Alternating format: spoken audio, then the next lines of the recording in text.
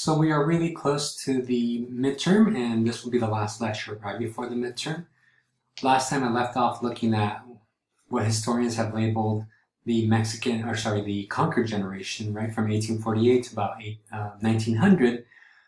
For this week, we're going to be talking about two generations, which is the immigrant generation, which is roughly between 1900 to about 1930, give or take, and then the Mexican-American generation, which is between 1930 to about 1960, somewhere around there. All right. And I want you to think about these generations, particularly those who have immigrant parents. I'm sure you'll be able to relate to some of these experiences because the immigrant generation kind of reflects those of us who have immigrant parents and the way they kind of thought and felt about their identity and their politics. Whereas the Mexican-American generation represents many of those of you who grew up here in the United States or were born here or spent a lot of time in those formative years in the U.S., right, where you look at the world very different from your parents. So we're going to be talking about these two generations and addressing their politics and some, how they identify. And you see quite a bit of that in the article that you had for this week. So the objectives is, number one, we're going to look at this kind of migration. So yes, we call them the immigrant generation, but part of it is that they're kind of being pulled into the United States during this period. We have to understand that immigration doesn't come out of a vacuum, right? It's just not people saying, oh, I want to go to the United States, let's go. No, there's a lot of things at play here. And a lot of times they're the ones who are kind of being enticed to come over here, particularly by corporations. Number two, we're going to look at Mexican culture in the American Southwest, kind of focusing on how this generation identified. Again, it'll mimic maybe some of your parents who were born in Mexico and raised in Mexico and came here later in their life. And then we're going to look at a new generation, which again reflects more the way maybe you look at identity by looking at this Mexican-American generation. Again, these are kind of terms that I used at the beginning of the semester, particularly Mexican-American, which was defined by the Great Depression. The 1930s, it's no coincidence that starts in the 1930s. There's different reasons for that, and it's a very kind of pivotal period that kind of defines the ending of one generation and the beginning of a new one. Now, none of this is set in stone because obviously some of us still identify as Mexican Americans, but this is where we first see this identity really come into fruition. So let's begin. Oh, sorry, one last point. And we're going to address the Mexican American politics. So a lot of times we kind of, the only Mexican we all know is Cesar Chavez, right? The only Mexican American, I should say. Unfortunately, that's the only one they've ever taught us. And no, I've been talking about a few people already, whether it's Joaquin Murrieta or Bert Corona or whatever. We're going to talk about some activists that came out of this generation, the Mexican-American generation. And a lot of it had to do because unlike their parents who might have this idea of maybe going back to Mexico one day, the Mexican-American generation had all their dreams here in the U.S. They've never been to Mexico. They were born here. They were raised here. They were American kids. And, they were not going to sit around and be discriminated just because they had a different skin tone. So we begin to see a lot of activism emerge around the 20s, 30s, and 40s, and obviously into the 50s. So we begin by looking at the immigrant generation. So the reason why people were migrating are multiple. People were migrating to the United States around this period, about 1900s, from Ireland, from Greece, from Italy, from Russia, right? From all over the world and from Mexico. And they were coming for different reasons. For Mexico in particular, you have the Mexican Revolution kind of taking shape. You have this leader whose name is Porfirio Diaz. And you might know the name because he was one of the military generals during Cinco de Mayo. And he became very popular after the event, and he became a dictator of Mexico for 30 plus years. And he is known to basically kind of sell out Mexico to foreign countries and foreign companies. In Mexico, um, basically what you have is that they're trying to feed the populations of other countries, which still kind of happens today, right? I mean, your avocados come from Mexico, right? Your limes come from Mexico. In the middle of winter, you're eating mangoes, right? So there's no way that's being grown here in the United States. It's all being grown in some other country. So all this food is coming from different parts of the world to feed an industrial nation. Porfirio Diaz, he had a very, I guess, heavy hand, if you will. But he did try to stabilize the Mexican economy by bringing foreign investment into Mexico. However, he did it at the expense of other people. Just to give you an example, he actually took land away from the Yaqui native people in Sonora, which is, not too far away from where we're at. And he kept the land, but he took the people and sent them to the Yucatan, which is just unheard of, right? You take people who've never been to a place to a location that they know nothing about and say, figure it out, right? And he did this really to entice foreign investment. A lot of people in Mexico didn't own the land. They share the land. And we see that in some of the articles that we read, particularly last week, where people are coming together and sharing territory, sharing resources, and nobody actually technically owns it. And that's just the way Mexicans kind of function at this time, where everybody helps everybody out. And now you have this movement of private property with Porfirio Diaz's policies, and that really kind of hurts the people who were dependent on the land. So people begin to rebel. One of the early rebel group are the Magon brothers.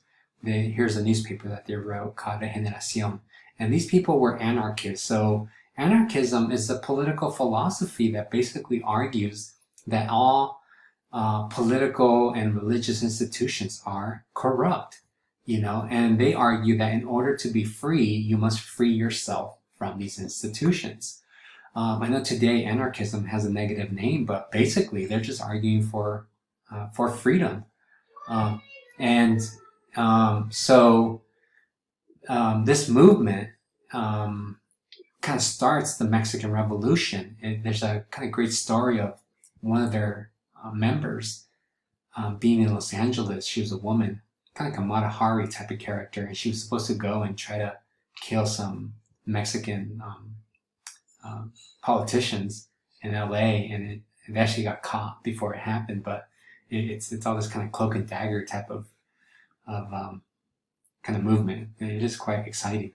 Now, Chicanos in the 1960s are heavily influenced by these movements. They're I guess what we would call politically left-leaning movements who go out and challenge those in power. And one thing that Porfirio Diaz did was that he allowed a lot of foreign investment. So one of the companies that moved in were the railroads, who allowed for massive migration. The railroads were there to distribute goods. However, what we find is that people use them to migrate to different parts of Mexico. So people jumped on the trains and went to either big cities in Mexico, or travel all the way north to places like El Paso on the trains. So they were useful in that way to kind of help people migrate outside, from where they grew up. Many of these people began to move to the Southwest. Even early on, by the 1880s, we see Mexicans moving into the Southwest, so which kind of predates the Revolution, right? So why else were these people coming to the U.S.? So it wasn't just because there was political instability in Mexico, but also you have to understand that American corporations traveled throughout the world to bring in cheap labor, right? Ford Company, all these companies that are American in name would actually go into these different territories, kind of poor countries, Italy, Germany, and so forth, and send out flyers and say, tell these wild stories about the city being the roads being built in gold and so forth. So these things, again, don't come out of a vacuum. The streets are paved with gold and the whole American dream. They were constructed by corporations who, you know, created a myth so they can bring people in and pay them cheap salaries. So you see how twisted this concept of the American myth is, right? It's exactly that, just a fairy tale. But Mexicans come too. Just to give you a number, in Texas, they represented about 71,000 people in the population in Texas. By 1930, they represent over 500,000 people. So they come in larger numbers. Partly because they move over here during the revolution, but also they begin to have families. So they migrate. As I said earlier, a lot of companies are advertising jobs in the United States. So some of them are in the mining industry, in places like Arizona, right? We're a big copper mining state. Many of them move in the railroads. They're the ones who are fixing the railroads. Here are some pictures of them fixing the railroads. And many of them are moving into agriculture, which is something that we still see happening. Just to give you an idea, that in the Southwest, about 60% of the miners were of Mexican descent by 1940. And in the railroads, they represented anywhere between 60 to 90%. And we find that the railroads allow them to migrate to different parts of the United States, places like Chicago. Who would have thought that there were Mexicans in Chicago in the 1900s? Well, a lot of it had to do because they jump on the railroads and they're working on the railroads and they migrate and they move with it.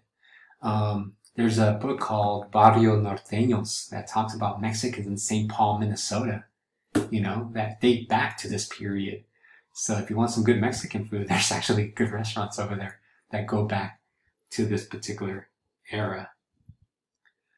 Now, when they come here, many of them don't have the American dream. Many of them just want to come here, make money, and then go back to Mexico. So many of them have this kind of create what's called a Mexican melting pot. They create this identity that's tied to Mexico. So you have people who are migrating, let's say, from Guadalajara, and then you have somebody else migrating from Mexico City. Now, if you know anything about regional politics in Mexico, these two people don't quite like each other. But in the context of them living in the United States, the thing they have in common is that they're both Mexican. So they might not like each other in Mexico, but when they move to the United States, hey, at the very least, there's another compadre out there with that, you can relate to. So they begin to build a Mexican melting pot. If anything, they become more Mexican on this side of the border, which happens when people migrate, right?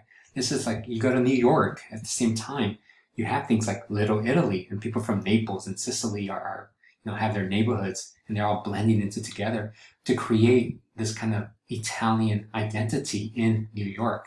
Not Italian American, but Italian, right? This is the same thing is happening here in places like East Los Angeles. They're moving into East LA.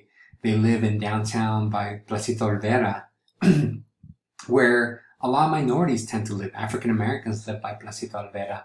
Obviously, Chinese live. There's a Chinatown right by Placito Rivera, maybe a couple blocks down. So you have all these different groups of people living together. By the 19-teens and 1920s, they began to cross the river and move into what's now known as East Los Angeles. East Los Angeles by this period was not incorporated into Los Angeles, which means they weren't heavily supported with funds and infrastructure and things like that, which played a very important role in the way that Mexicans were stereotyped. They pay the highest rents. They were, kind of basically price gouge. They had high child mortality rates. A lot of the kids were dying because East LA wasn't incorporated. They didn't have sewers. They didn't have trash pickup. And unfortunately, they were blamed for certain diseases. Well, had the city taken care of sewer lines or, pick up the trash, you would have never had these outbreaks. Correct? So we see how sometimes these stereotypes come out of not because of anything that they do, but really this higher institution that just doesn't take care of its population, particularly population that, that supports the local economy. They tend to get the worst education. And, they were basically groomed to be cheap labor at this time. The American society didn't expect them to be professionals in any sense of the word, right? They weren't supposed to be engineers or doctors. They were supposed to be laborers, particularly their kids. So education was really bad. And we'll see that in the 1960s where Chicanos began to address this particular issue. To some extent, and I don't want to say they didn't care because they did actually address some of these issues.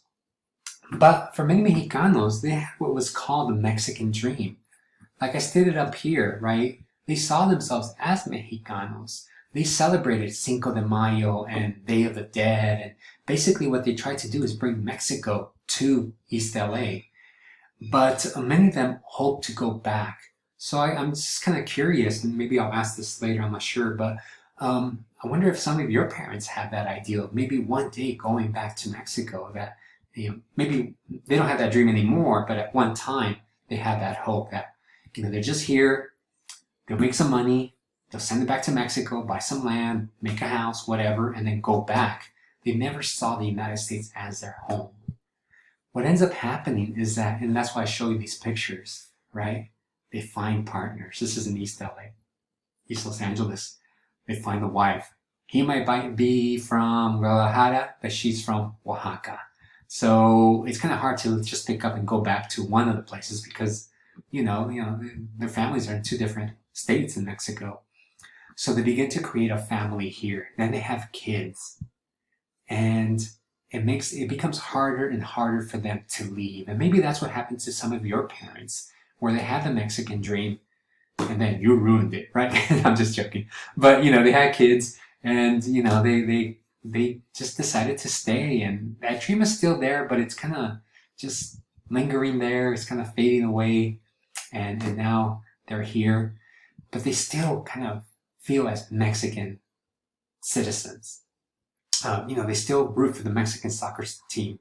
They still just eat Mexican food, right? Maybe Chinese food once in a while. But for the most part, they eat their Mexican food. They don't eat sushi. They don't eat French food. They don't eat Greek food, right? They like their enchiladas and tacos and, rice and beans and whatever. However, a new generation is coming up. And this is what we're going to talk about when we talk about the Mexican American generation. So we'll stop it there and we'll come back.